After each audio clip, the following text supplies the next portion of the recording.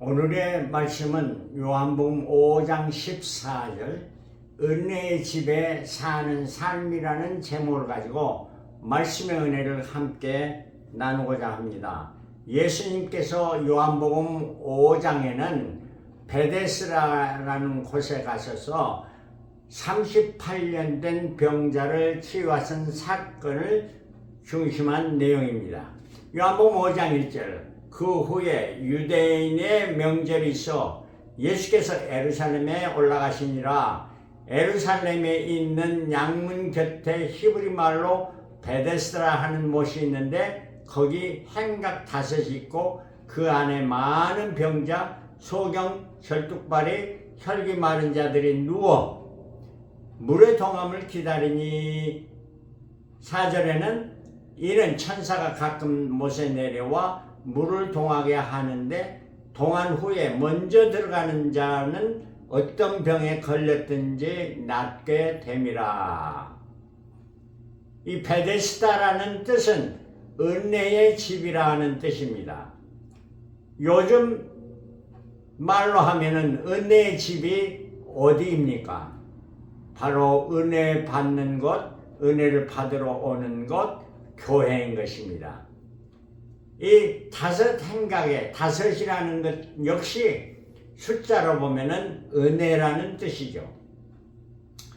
베데스다 5 행각에 모인 병자들, 이를 오늘날의 말로 이렇게 생각해 보면은 어떤 자들이 모이느냐? 교회에 나오다는 모든 것이 다 돼가지고 잘 때는 일한 사람이 아니고 무엇인가 부족한 자, 그것이 심령이 가난한 자는 복이 나니 천국이 저희 것임이라 말씀해 줍니다. 이 베데스다의 못에 치유함을 받기 원해 나온 자는 첫 번째로 육체적, 심적, 영적 질병으로 고통받는 자들이고 치열한 경쟁 속에 살아가는 사람들. 3 번째는 도박과 향락에 빠져 앞을 내다보지 못한 자들. 4 번째는 심각한 중독에 빠져 삶의 목적을 포기한 자들. 5 번째는 영적 분별력을 잃고 사이비 종교에 빠진 자들. 이러한 자들이 필요한 것이 바로 은혜의 집입니다. 교회인 것입니다. 그래서 예수님께서 의인을 부르러 오신 것이 아니고 죄인을 불러 구원하러 오셨다 말씀하셨습니다. 자, 이 베데스다 못에서 일어난 일입니다. 5절에 거의 38년 된 병자가 있더라. 육체적, 정신적, 영적으로 오랜 동안 병에 고통을 당한 자입니다. 38년이라는 긴 세월입니다. 6절에 예수께서 그 누운 것을 보시고 병이 벌써 오랜 줄 아시고 이르시되 내가 낫고자 하느냐. 환자들은 다 그 병에서 낫고자 하는 거 아니겠습니까?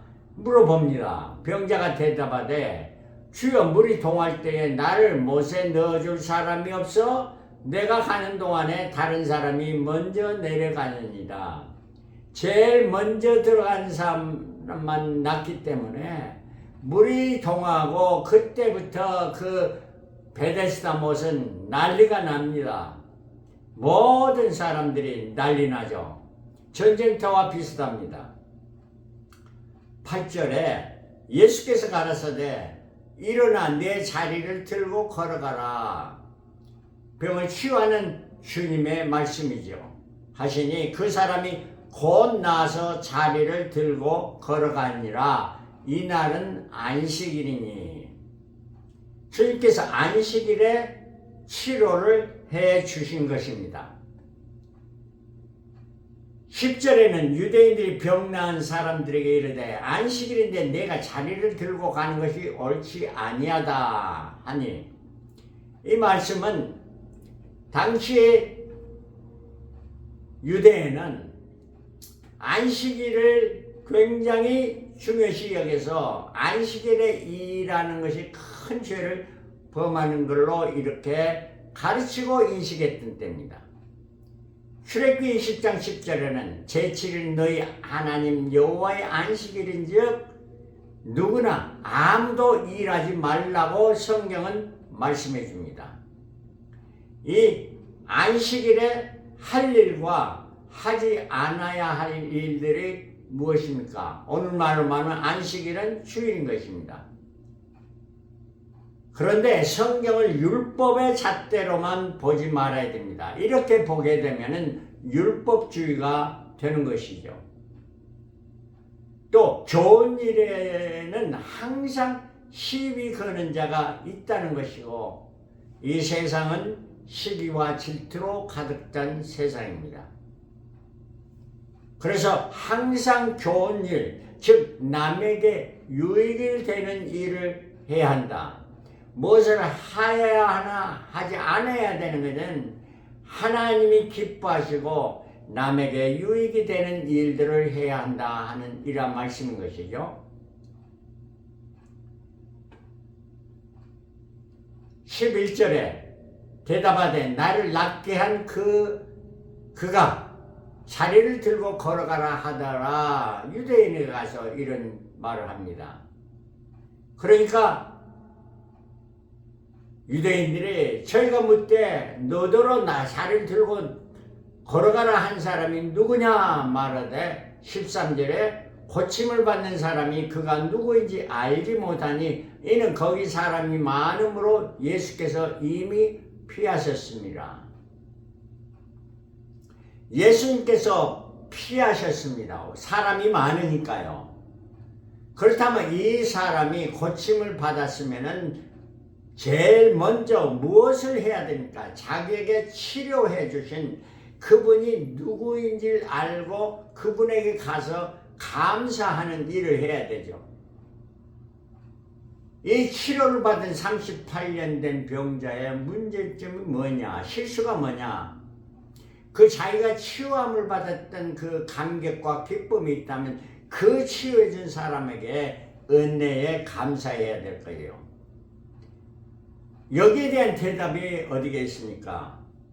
10명의 문둥이가 예수님께서 오신다는 소리를 듣고 소리쳤습니다. 우리에게 긍휼을 베풀어 주소서. 큰 소리로 10명이 외쳤습니다. 이때 주님께서 지나가는 발걸음을 멈추시고 저들의 그 열정을 보시고 너희들이 가서 제사장에게 보이라.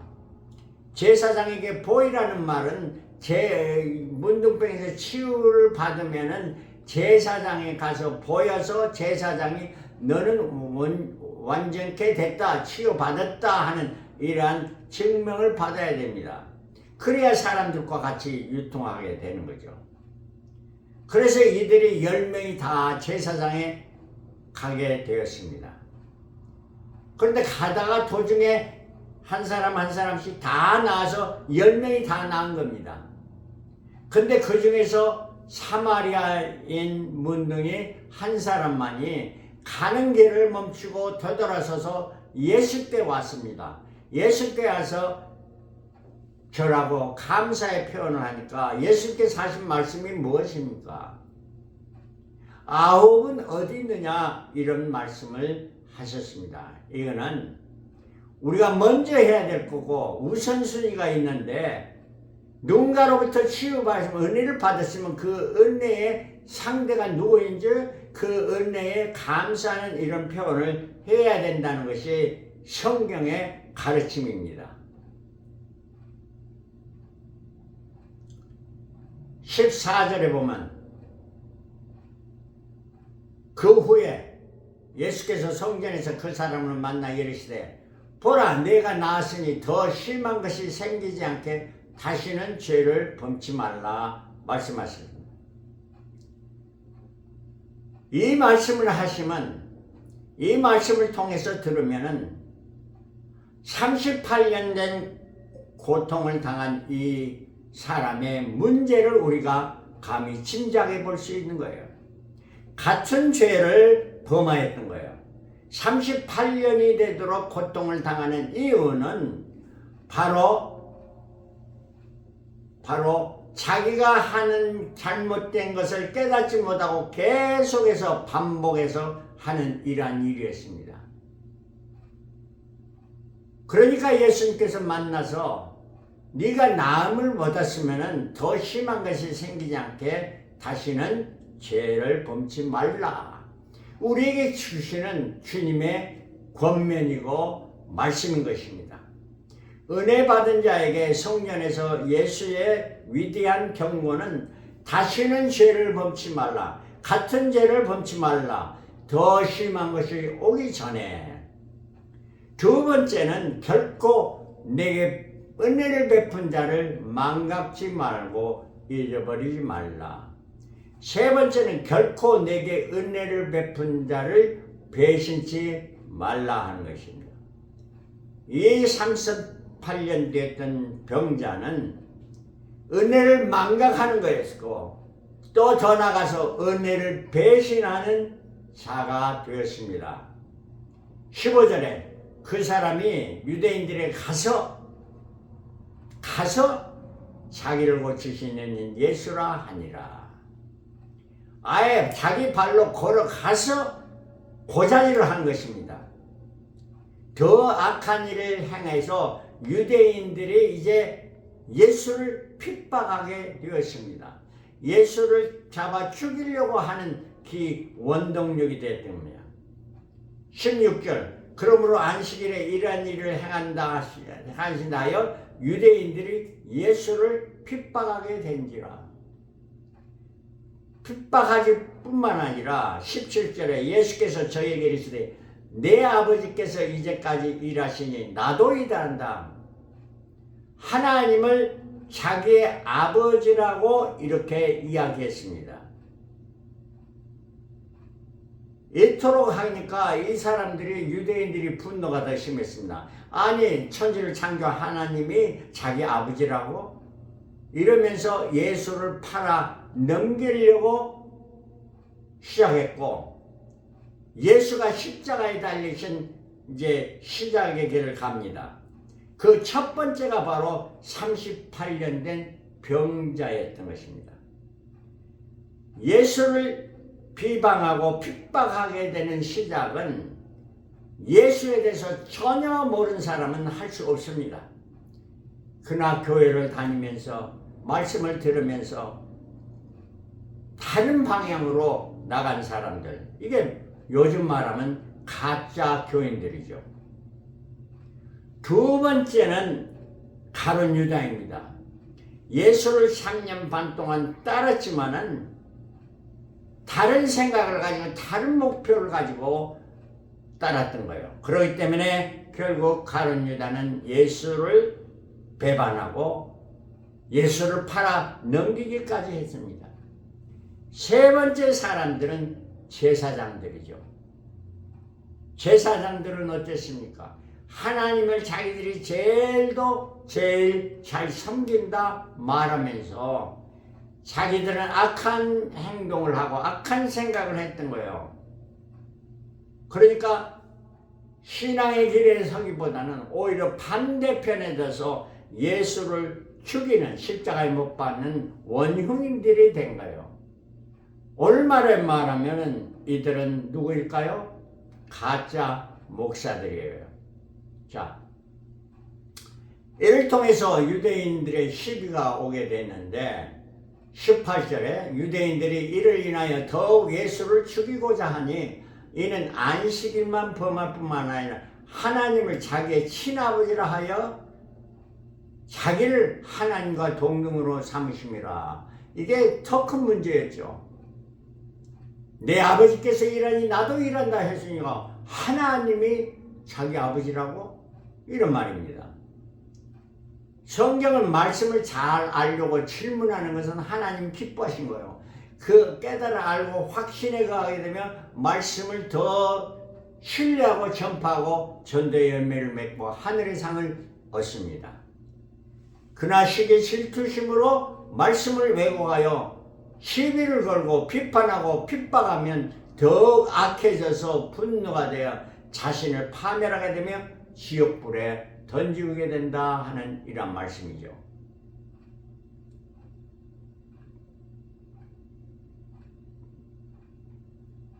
오늘 말씀에서 베데스다라 하는 것은 무슨 뜻이냐? 처음에 이야기했습니다. 은혜의 집. 이거는 성전이고 교회입니다. 우리 신앙인의 삶은 은혜의 집에 사는 자들이고, 은혜의 집에 사는 자들은 어떻게 해야 되는가? 첫 번째는 하나님의 내게 주신 큰 은혜, 주신 분, 그분만을 생각하고 살아야 됩니다. 두 번째는 서로 돕고 위로하는 주님의 마음을 가져야 되죠. 케노시스, 모든 것을 내려놓는 그런 하늘 보좌를 내려놓는 주님의 마음, 나는 마음이 오냐고 겸손하니 내게 배우라 하신 주님의 마음을 갖고 주님을 배워야 됩니다. 세 번째는 항상 범사에 감사하며 주님만을 찬양하는 이러한 삶이 되어야 되겠죠.